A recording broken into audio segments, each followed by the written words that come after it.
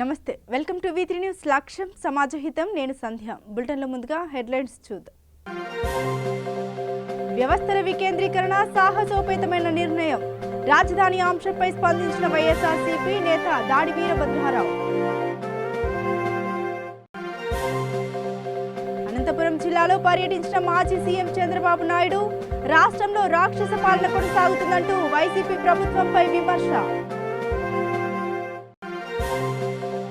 కడప జిల్లాలో railway కోడూరులో SFI ఆధ్వర్యంలో విద్యార్థుల ధర్నా పెండింగ్ లో ఉన్న స్కాలర్షిప్లు ఫీజు రియంబర్స్మెంట్ చెల్లించాలంటూ డిమాండ్ ఇక డీటెయిల్స్ చూద్దాం. ఆంధ్రప్రదేశ్లో 3 రాజధానుల ఏర్పాటును ఉత్తరాంధ్ర ప్రజలు స్వాగతిస్తున్నారని వైఎస్ఆర్సీపీ నేత దాడి వీరభద్రారావు అన్నారు. ఏపీ రాజధానిపై ముఖ్యమంత్రి వైఎస్ జగన్మోహన్ రెడ్డి అసెంబ్లీ కీలక ప్రకటన చేసిన అంశాన్ని ప్రస్తావించారు. ఈ సందర్భంగా విశాఖలో సెక్రటేరియట్ను ఏర్పాటు చేయాలన్న సీఎం నిర్ణయాన్ని అందరూ స్వాగతించాలని కోరారు. ఉత్తరాంధ్ర చాలా కాలం నుండి వెనుకబడిపోయిందని వ్యవస్థల వికేంద్రీకరణ సాహసోపేతమైన నిర్ణయమని అభినందించారు. ఆంధ్రప్రదేశ్ రాష్ట్రంలో 3 రాజధానులు ఉండొచ్చని, కర్నూలులో హైకోర్టు, అమరావతిలో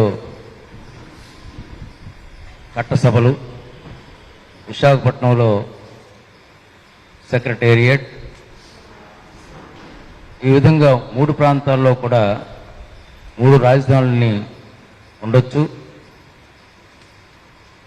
సౌత్ ఆఫ్రికాలో ఇంకా ఇతర దేశాల్లో కూడా 3 ప్రాంతాల్లో 4 ప్రాంతాల్లో కూడా రాజధానుల్ని విస్తరించడం అనేటువంటిది జరిగింది. కాబట్టి ఇక్కడ కూడా అవకాశం ఉందని శాసనసభలో ముఖ్యమంత్రి జగన్మోహన్ రెడ్డి గారు చేసినటువంటి ప్రకటనను ఉత్తరాంధ్ర ప్రజల తరఫున స్వాగతిస్తున్నాం. ఇంకా విశాఖపట్నంలో పెట్టకూడదు, కర్నూలులో పెట్టకూడదు, అమరావతిలోనే అన్నీ ఉండాలి అని చెప్పేటువంటి చంద్రబాబు నాయుడు గారి వెనక ఉత్తరాంధ్ర మరియు ఈస్ట్ గోదావరి, వెస్ట్ గోదావరి తాలూకు తెలుగుదేశం పార్టీ నాయకులకు నేను చెబుతున్నాను, దయచేసి మీరు బానిస బ్రతుకులు బతకండి. చంద్రబాబు నాయుడు ఏం చెప్తే దానికి తానా తందానా అనేటువంటి దౌర్భాగ్య బ్రతుకులు మీరు జరపకండి అని విజ్ఞప్తి చేస్తున్నాను. కనీసం స్వాతంత్రం లేదా మీకు? మా ప్రాంతాలు అభివృద్ధి చేస్తారంటున్నారు జగన్మోహన్ రెడ్డి గారు. ఆయన చేసినటువంటి నిర్ణయాన్ని, ప్రకటనని మేము స్వాగతిస్తున్నాం. మీరు కూడా అపోజ్ చేయకండి, మన పార్టీ అపోజ్ చేయడానికి వీల్లేదు. రాష్ట్రంలో నలుమూలలో కూడా అభివృద్ధి చెందాలి, వికేంద్రీకరణ జరగాలి అనేటువంటి జగన్మోహన్ రెడ్డి గారి తాలూకు నిర్ణయాన్ని మనం బలపరుద్దాం అనేటువంటి వాయిస్ కూడా మీరు రైజ్ చేయలేనటువంటి పరిస్థితుల్లో ఉంటే ఏవి నాయకులండి మీరు? తెలుగుదేశంలో మీరు నాయకుల మేము 30 ఏళ్ళు ఉన్నాం, 40 ఏళ్ళు ఉన్నాం, ఎన్టీ రామారావు దగ్గర నుంచి ఉన్నాం అన్నటువంటి నాయకులు బానిసరిగా బతికి విశాఖలో సెక్రటేరియట్ వస్తుందనంటే వ్యతిరేకిస్తున్నామంటే మిమ్మల్ని ఏమనాలో, ఈ సమాజం మిమ్మల్ని వెలేస్తుందేమో అనేటువంటి భయం కూడా మీకు లేకుండా ఉంది. అనంతపురం జిల్లా వ్యాప్తంగా టీడీపీ జాతీయ అధ్యక్షుడు నారా చంద్రబాబు నాయుడుకు పర్యటన చేపట్టారు. ఈ సందర్భంగా టీడీపీ నాయకులు, కార్యకర్తలు ఆయనకు ఘన స్వాగతం పలికారు. పర్యటనలో భాగంగా మాజీ సీఎం ఉరవకొండ కళ్యాణదుర్గం వివిధ నియోజకవర్గాల కార్యకర్తలతో విస్తృత స్థాయి సమావేశాన్ని నిర్వహించారు. ఈ సందర్భంగా ఆయన మాట్లాడుతూ రాష్ట్రంలో రాక్షస పాలన కొనసాగుతుందని విమర్శించారు.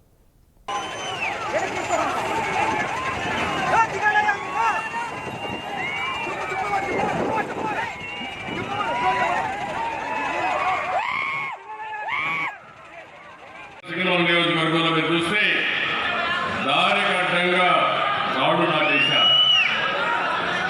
చాలా రోజులు వెయిట్ చేశారు. ఎందుకు నాటారు అని అడిగిన తర్వాత అప్పుడు కూడా మార్పు లేకపోతే ఇది అన్యాయం కదా అని ఆ రాళ్ళు తీసేయడానికి పోతే 11 మంది పైన కేసులు పెట్టి పోలీస్ స్టేషన్లో పెట్టారంటే నేను అడుగుతున్నా ఈ పోలీసుల్ని, మీకు చేత కాకపోతే మీ ఉద్యోగాలు మానుకోండి, కానీ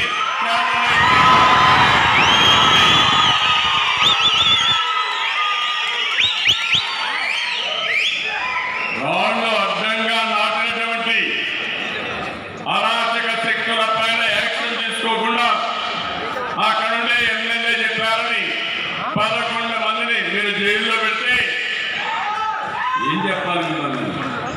ఏం అడగాలి మిమ్మల్ని? కడుపు గాలిపోతుంది, ఆవేశం వస్తుంది. అదే సమయంలో కొంత నిగ్రహాలు తెచ్చుకుంటున్నాను కానీ ఇంకోటి కాదని సందర్భంగా తెలియజేస్తున్నా. నేను ఒకటే చెప్తున్నా, మీ ఇష్టానుసారంగా నిన్న కూడా మీరు అసెంబ్లీలో చూశారు. మొదటిసారి అసెంబ్లీ మీరు చూసుంటారు.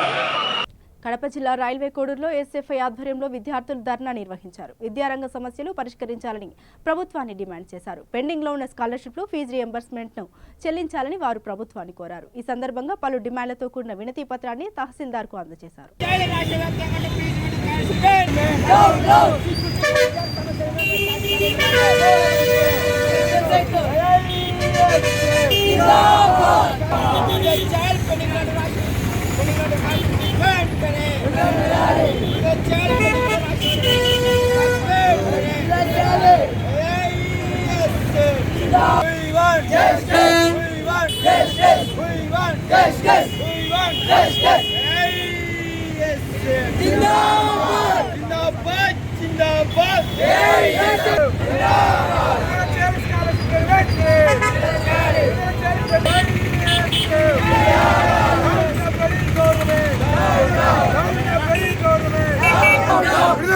పెండింగ్ లో ఉన్న 1410 కోట్ల స్కాలర్షిప్ ఫీజు రియంబర్స్మెంట్ వెంటనే పెండింగ్ లో ఉన్న ఫీజు రియంబర్స్మెంట్ వెంటనే ఫీజు రియంబర్స్మెంట్ స్కాలర్షిప్ విడుదల చేసేంత వరకు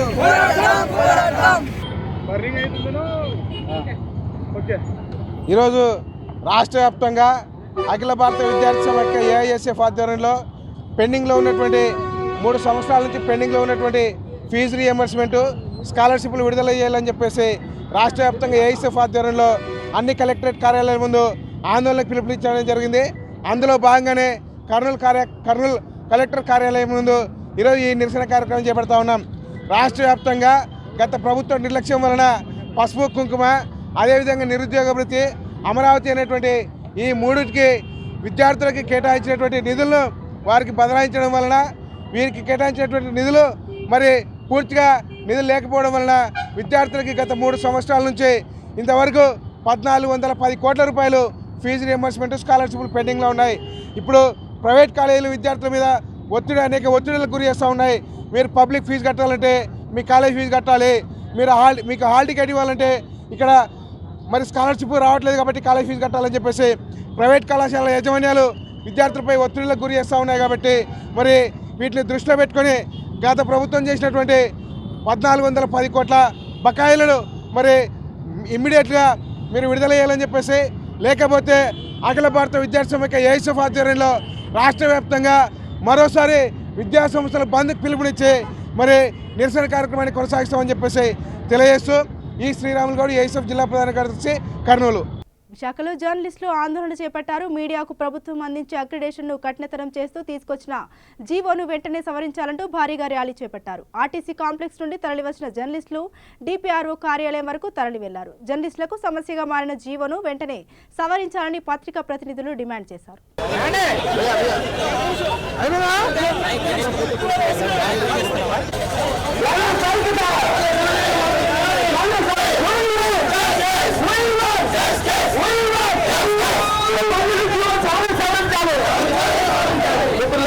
మనం చేసే ర్యాలీ 2 లైన్లుగా రావాలి. ఇలాగొస్తే ట్రాఫిక్ ఇబ్బంది వస్తుంది కనుక మనం వచ్చే ర్యాలీ మొత్తం అంటే 2 లైన్లుగా రావాలి. గత నెల 23వ తేదీన రాష్ట్ర ప్రభుత్వం కొత్త ఎక్రిడేషన్స్ పాలసీని తీసుకొచ్చింది 142వ జీవో ద్వారా.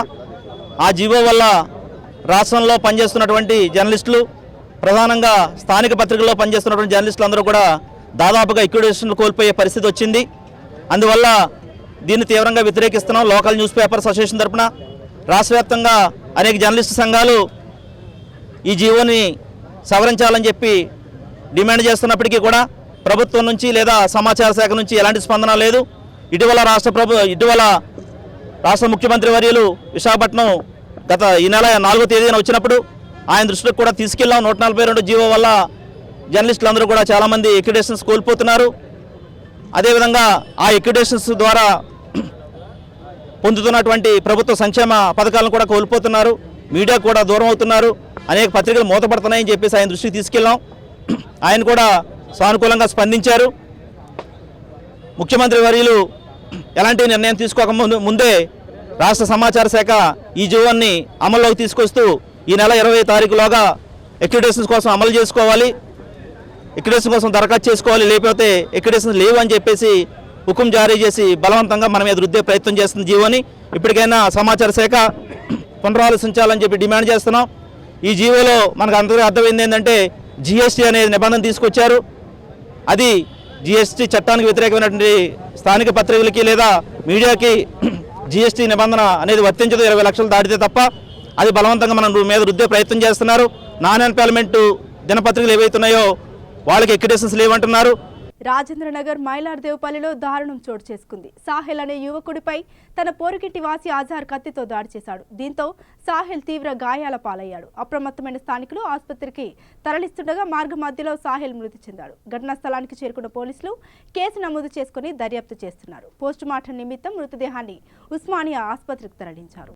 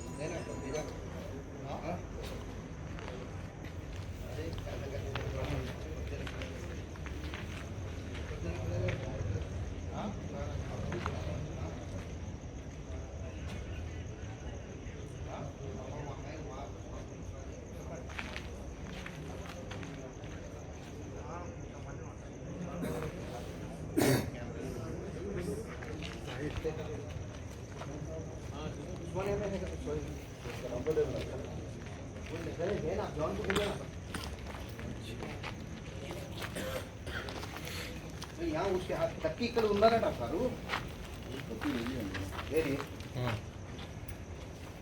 वही चाकू वहाँ पे गिराया गया था, उसको दूसरे बच्चे को मारने का था। हाँ उसको भी मारा था।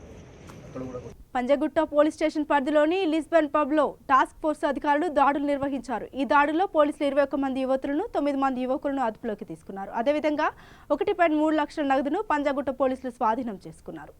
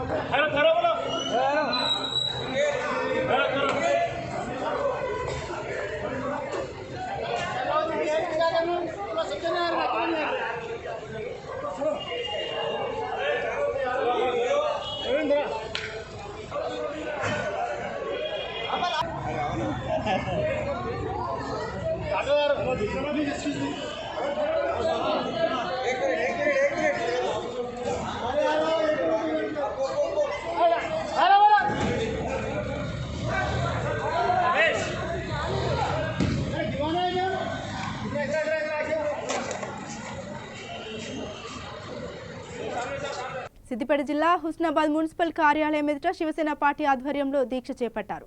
ఈ దీక్షను municipal commissioner Rajamallaiah, Congress BJP నాయకులు, స్ఫూర్తి అసోసియేషన్ సభ్యులు కలిసి శివసేన పార్టీ నియోజకవర్గ నాయకులు మల్లికార్జున రెడ్డికి నిమ్మరసం తాగించి విరమింపజేశారు. నూతన మున్సిపల్ కార్యాలయ భవనాన్ని హుస్నాబాద్ ప్రజలకు అందుబాటులో నిర్మించాలని డిమాండ్ చేశారు. ఈ దీక్షకు కాంగ్రెస్ బీజేపీ నాయకులు సంఘీభావం తెలిపారు. హుస్నాబాద్ పట్టణంలో నూతనంగా నిర్మిస్తున్న మున్సిపల్ కార్యాలయాన్ని ప్రజలకు అందుబాటులో నిర్మించాలని డిమాండ్ చేస్తూ 24 గంటల దీక్ష శివసేన పార్టీ ఆధ్వర్యంలో చేపట్టడం జరిగింది. నిన్నటి రోజైన 11 గంటలకు ప్రారంభమై ఈ రోజున ముగింపు చేయడం జరుగుతుంది. ఇప్పటికైనా ఈ స్థానిక శాసనప్పుడు ఆలోచించాల్సిన అవసరం ఉన్నది. ప్రజలకు సౌకర్యంగా ఉండే విధంగా నిర్మాణం చేపట్టే విధంగా చర్యలు తీసుకోవాలని చెప్పి డిమాండ్ ఇస్తాం. ఆనాడు ఇచ్చిన మాట ప్రకారం నిలబెట్టుకొని మాటిస్తే ప్రజలు కూడా సంతోషపడతారు. కావాలని కేవలం వాళ్ళ అనుచరుల కోసం, వాళ్ళ జేబులు నింపడం కోసం ఆలోచిస్తే ప్రజలు తప్పకుండా తిరుగుబాటు తప్పని చెప్పి హెచ్చరిస్తున్నాం. అదేవిధంగా ఇప్పటికే హుస్నాబాద్ పట్టణంలో అనేక కార్యాలయాలు 3 కిలోమీటర్లు 4 కిలోమీటర్ల దూరం వెళ్ళిపోయడం జరిగింది. ఈ నూతనంగా కట్టే మున్సిపల్ కార్యాలయం కూడా 2 కిలోమీటర్ల దూరం పోతే ప్రజలు ఏ రకంగా పోతారని ప్రశ్నిస్తున్నాం. ఆలోచించాల్సిన అవసరం ఉంది. ఆ స్థలం కోసం దాదాపు 5 సంవత్సరాలుగా వెయిట్ చేసి ఒక రియాల్టర్తో కుమ్మక్కై వాళ్ళతో సంధి పొంది వాళ్ళ దగ్గర లబ్ధి పొందడం కోసం వాళ్ళకు దారదత్తం చేయడం జరిగిందని చెప్పి ఈ సందర్భంగా రియాల్టర్లు వాళ్ళతో కేవలం అసలు వాళ్ళ కనసాలలో రాయడం వల్ల ఈ ఆఫీసు అక్కడ తరలి వెళ్తుంది. ఇప్పటికైనా ఆ టెండర్లు వేసిన దాన్ని రద్దు చేసి ప్రజలకు అందుబాటులో ఉండే విధంగా మున్సిపల్ భవనాన్ని నిర్మించాలని చెప్పి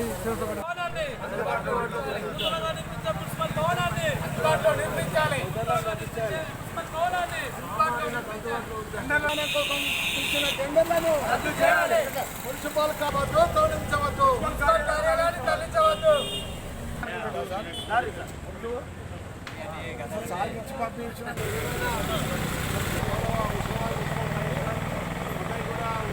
సమాచారాన్ని ఇవ్వడానికి వారు కూడా వేదికగా రావడం చాలా సంతోషం. ముఖ్యంగా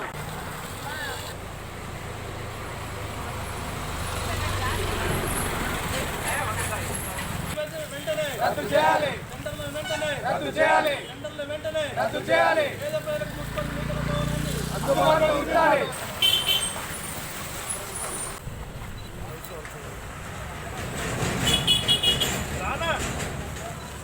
కొమరంభీం జిల్లా కాగజ్ నగర్ పట్టణ పోలీస్ స్టేషన్ సిబ్బందికి యశోద ఆసుపత్రి ఆధ్వర్యంలో ఉచిత వైద్య శిబిరం నిర్వహించారు.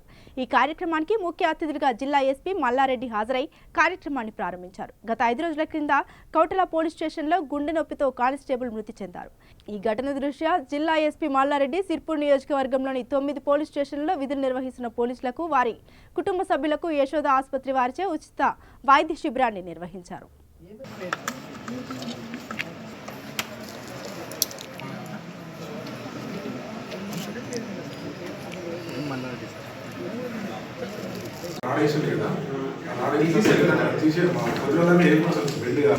ఇది ఇక్కడ దాకా 10 రోజులు లాగా పోతున్నాను. అక్కడ ఉన్నది మీరు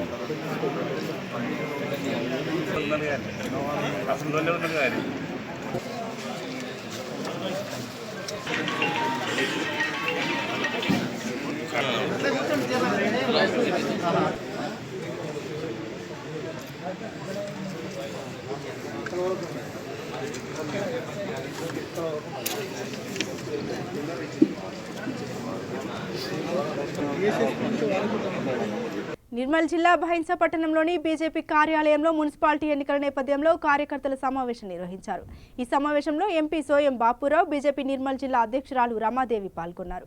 ఈ సందర్భంగా పట్టణ బీజేపీ కార్యకర్తలు భైంసా పట్టణంలో వార్డుల విభజన, ఓటర్ల జాబితాలో అవకతవకలు ఉన్నాయని ఎంపీకి తెలియజేశారు. దీనిపై చర్యలు తీసుకోవాలని ఎంపీకి వినతి పత్రం సమర్పించారు.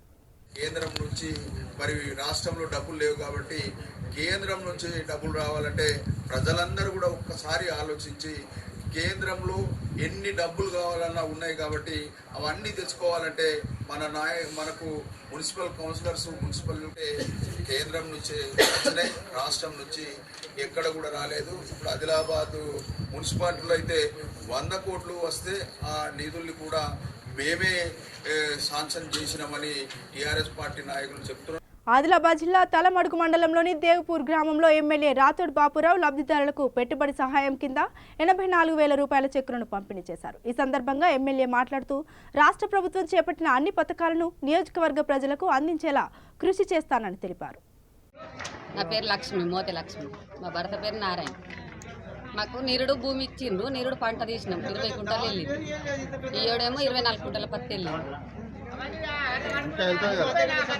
లాస్ట్ అయిపోయింది. దేవపూరు ఊడుగు లింగమ్మ నిరుడు 16 కుంటాలు వెళ్ళింది. ఈ ఏడు 20 కుంటాలు అనుక నిండింది. ఇంకా 4 కుంటాలు అనుకున్నది ఏరింది. మర ఏరేడుదున్నది. నిరుడేమి లక్ష్మి. ఏ ఊరమ్మా? దేవపూర్. దేవపూరేనా? ఇంతకుముందు భూమి ఉండేనా మీకు? ఇప్పుడు వచ్చిందా? ఏం పండించిండ్రు? పత్తి పండించిండ్రా? ఇప్పుడు 30 వెళ్ళింది. ఇంకెళ్తుంది. మంచిగా ఉంది భూమి.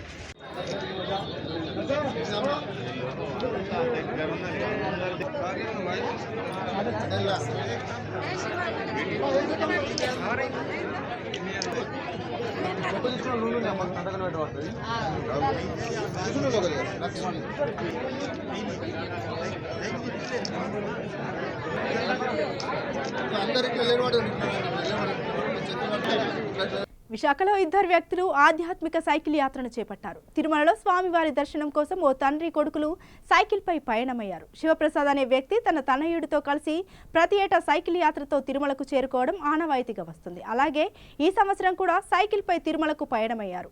ముందుగా విశాఖ నగర పరిధిలో ప్రసిద్ధి చెందిన సంపత్ వినాయక ఆలయంలో ప్రత్యేక పూజలు చేశారు. అనంతరం గణపయ్య ఆశీస్సులతో తిరుమల యాత్రను చేపట్టారు.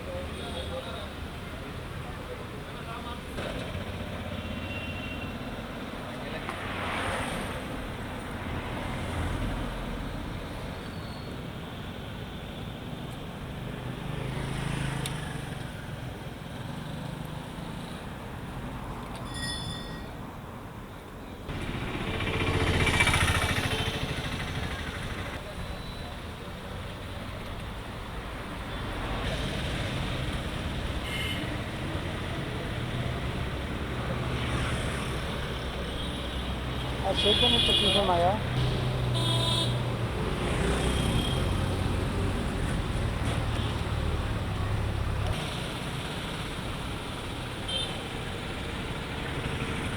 भैया कुछ पक्की मैं पक्की